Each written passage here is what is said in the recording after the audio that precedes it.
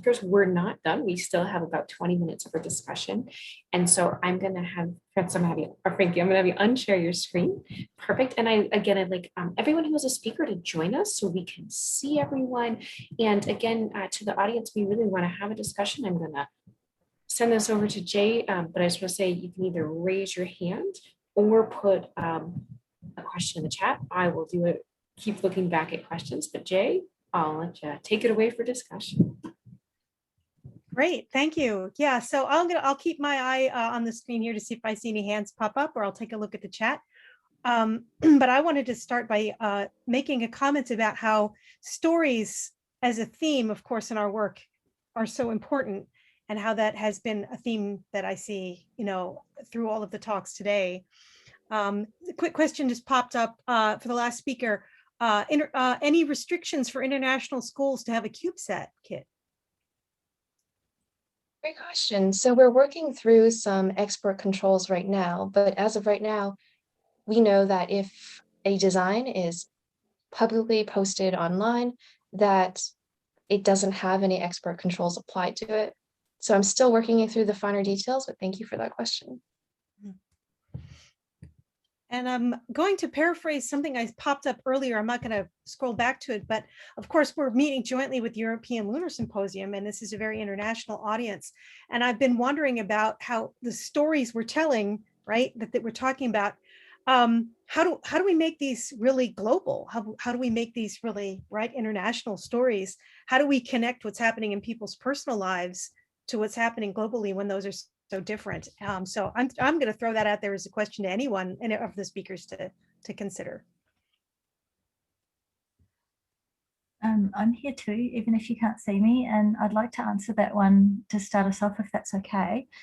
So obviously I'm meeting with you all from a different part of the world. It's 3 o'clock in the morning at the moment.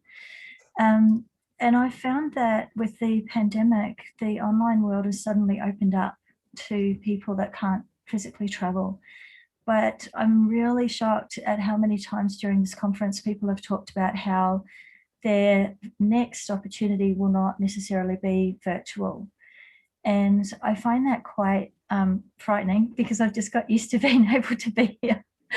But I wanted to highlight that, I was saying to somebody, my church has an audience in the building of about 1,000 people all day long, but has an audience of about 150,000 people around the world. And when I actually listed it out, there were about 15 different strategies we use to make both groups of people feel equally at home and equally a part of things and not disadvantaged at all. And I just wanted to put that plug in, that having face-to-face meetings does not mean that you need to stop having virtual capacity for people who can't be there. So I just wanted to really encourage that. And I can see Greg's got his hand up.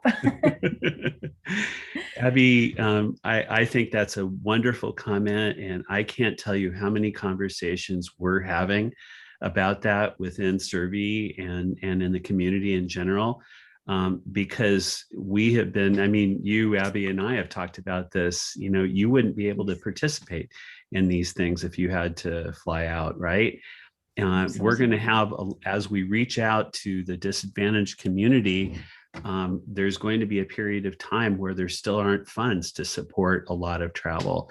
And so for us, one of my top priorities personally is creating as level of a playing field as possible for blended meetings, blended virtual in-person meetings. Now, we don't have the answers yet. We're looking at using AR and VR as well as other technologies, but we're keenly interested in everyone's input on how to do that best. And we're going to be trying some things in the next few months, and then creating a blended meeting next year. And it's really, really important to us in leadership that this be done successfully. So thank you for that comment.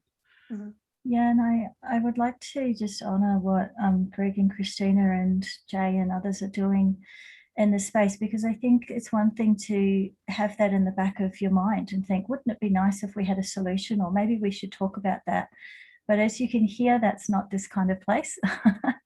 And in this place, we hear of ideas and we hear of problems, and then everyone gets together and solves them and takes action. And I think that's something that's very honourable and I'm very appreciative of. So thank you for your work in that area. Thank you, Abby. That's an incredible compliment. I hope we can continue to live up to the not just saying we're going to do it, but actually doing it thing. That's incredible. Before I derail, change the topic, right? Because right at the moment, we're taking a look at some of this, what is it we're doing now that allows us to reach international audiences with our story? And I'm thinking about the story itself. So if somebody wants to jump in with a comment or question about our methods, do that now. Because I'm thinking about the story. For instance, we're talking about lunar science right now, and like Artemis, say the Artemis as a story in terms of a lunar program. And is that in fact an international story? I have to say, I personally don't think it is. And I think there are some huge problems with it, and addressing what that means for us to try to connect young people to a story, or try to connect young people who aren't, a part of that particular government to that story, and what our problems are with that. So if there's any other questions or comments, and there's also another question here. How do you react to people who think that all this EDI stuff has gone too far? There's a good one. So anybody want to jump in on either of those, please do.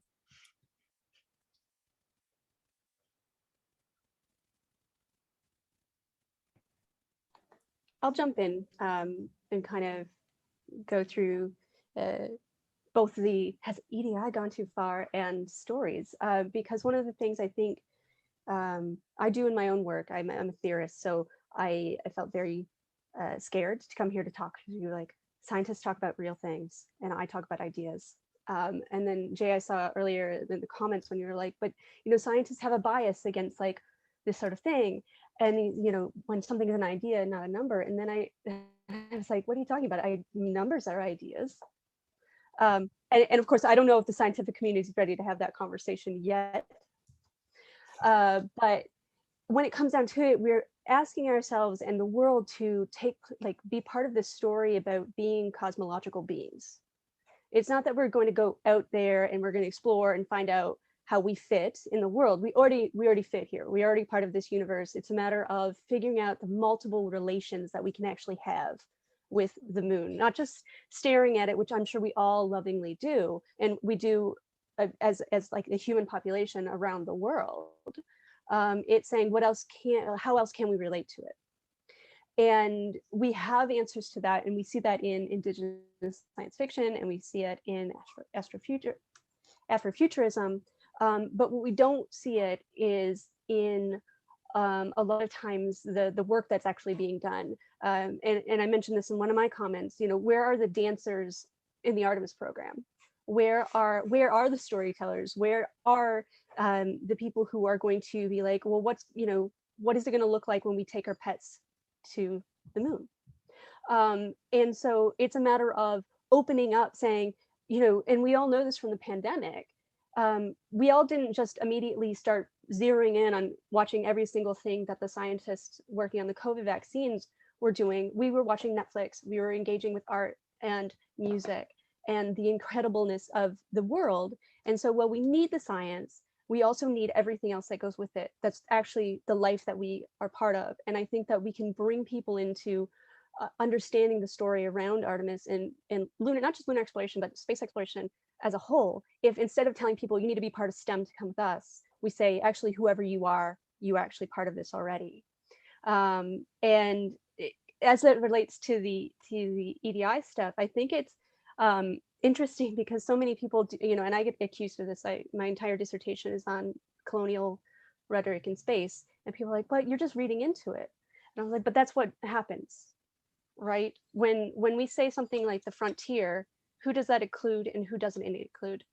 And when we say things like, how far does this inclusion and diversity thing have to go? Well, for me, it's like, well, as soon as everybody on the planet, and I know we can't have just global democratic,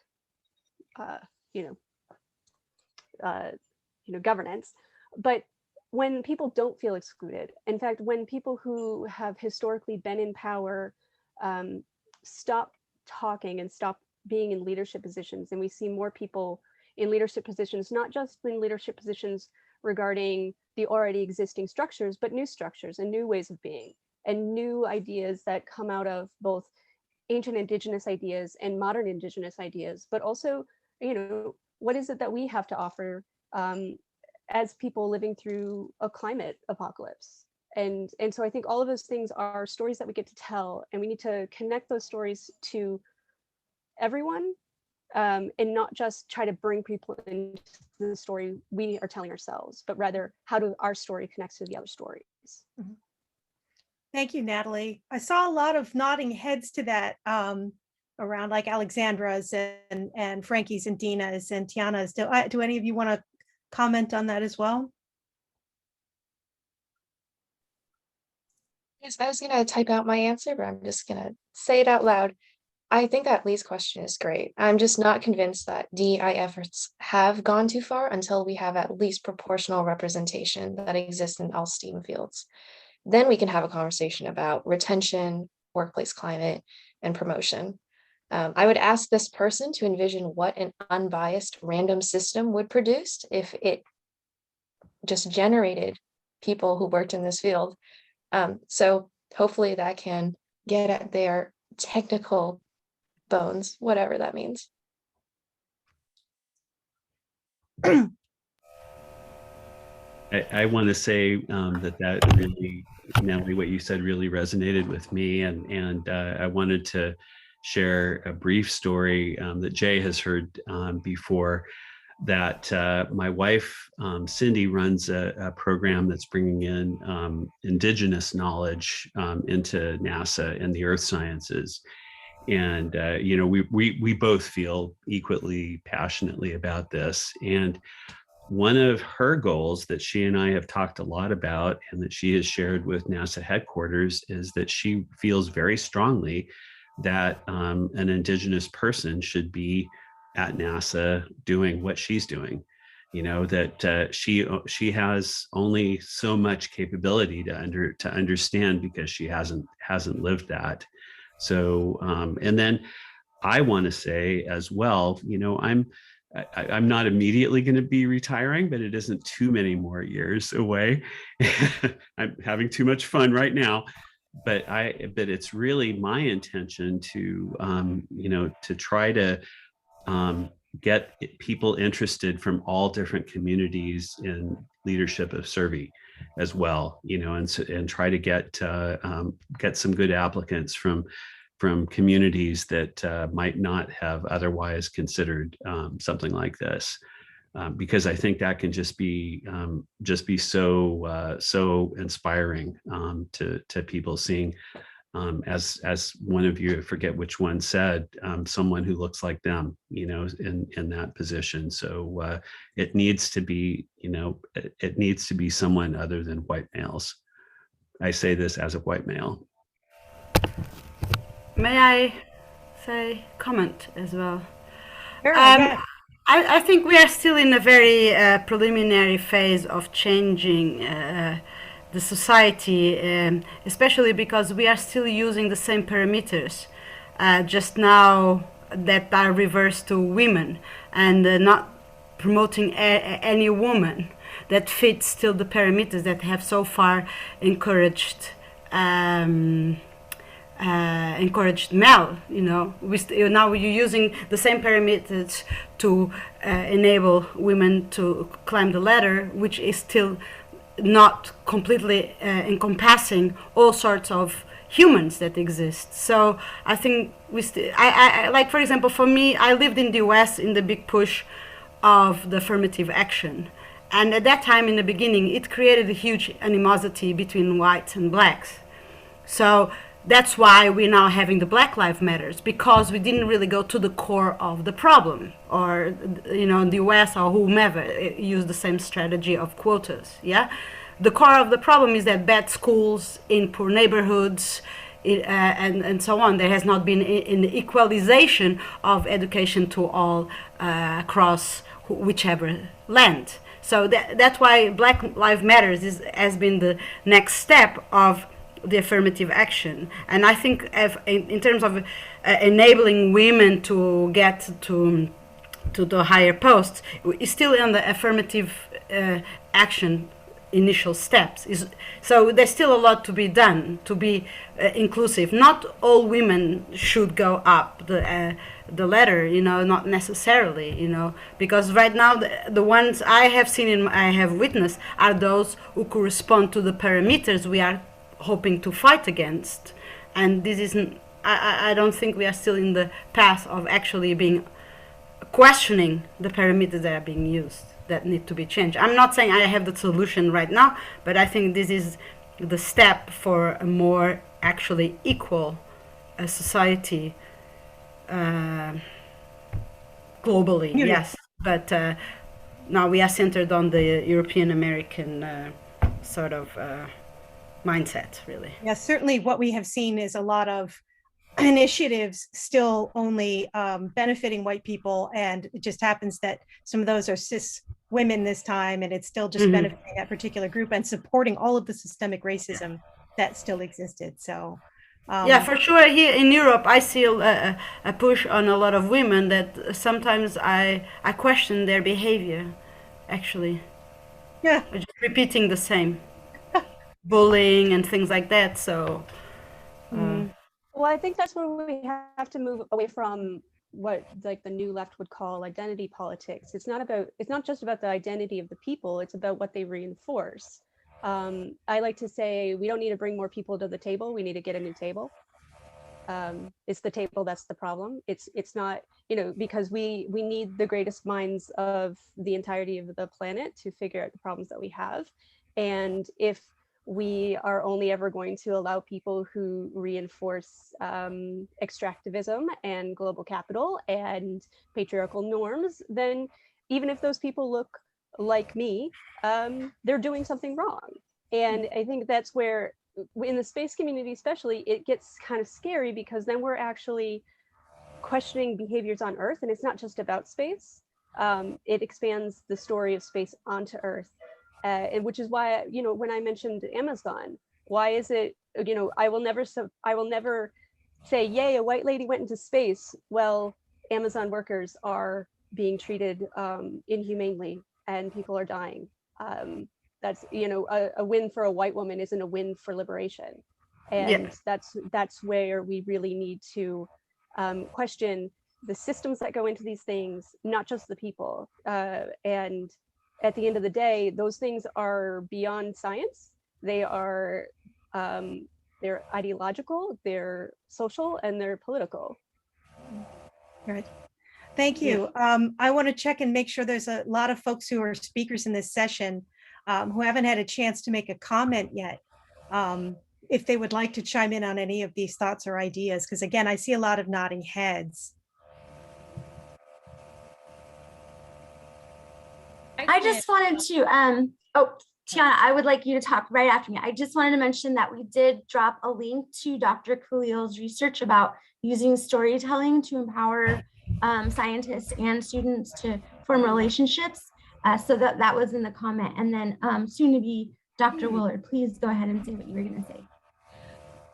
Thank you. So, and just to add on a lot of what you guys are saying, again, I don't have a space history, so I can't speak to all those details. However, I am in the classroom on a daily basis and working with kids in an urban population. So I can say that a lot of, and I'm appreciative for the opportunity that Resource has provided for their broadening participation initiative, because a lot of times you can't even start working on a problem unless you know that it exists, right? And so many times our students aren't even aware of what's going on around them until it's brought to their attention. So I can appreciate the broader perspective, whether it's of space or the moon or even other social justice issues that students just may not even think about, that aren't in their Instagram feed, that aren't on their Snapchat, that they can get exposed to, whether it's within their classroom or in informal opportunities that they're in, to broaden their horizon, so that they can start thinking, and being aware that there's a problem, right? And that problem either affects me and I didn't even realize it, or that it might affect me or somebody that I care about. So, and not only the awareness piece, but also kind of empowering them to know that you can make a difference, that you have other options beside what you have grown up knowing, what you've been just culturally accustomed to. So I think broadening the participation is especially starting with the younger ones, it's very, very key, because a lot of students, I run into students 10 years that I've taught 10 years, 15 years ago, who, because of something they learned in science class, or because of, and it may not even be a science class, or a hands-on experience they had in math class, kind of let them know, I do kind of have options than the kind of traditional. So I think being able to continue to bring in teachers, being able to connect scientists to classrooms, being able to kind of get the big picture of what NASA is trying to do and making that relevant to students, so that they not only have an awareness, but a passion for, okay, this is something that I kind of need to be aware of or need to kind of keep on my radar. I think that opens up opportunities that we really can't even accommodate for now until they kind of blossom into the future. I just want to let us know that we are at the end of our time for our session, and I want to thank all of our speakers and everyone who came, and we want to encourage people to continue the conversation because it is an important conversation, and so please keep the conversation going and gather town. Please reach out to the speakers, but want to make sure that we have enough time to have a break before we start our talks back up. And I'm going to say, if you're not already a part of the EDIA focus group, please join our mailing list. We would love to have everyone in this session join and to continue the work and conversations there. We would love that. Thank you. And then Jay and I are just going to plug one quick thing. I'm going to put it in the chat. Jay will be leading basically a virtual communications workshop for disabled writers. I'm going to put that in the chat for anyone. We are still looking for some survey scientists who might want to participate, and obviously push this out to your communities as well who might want to participate. I'd like to add my thanks as well. This is the first time we've done a session like this, but it's certainly not the last. And thanks everyone for your perspectives and for helping us move in a good direction. And thanks to the co-chairs.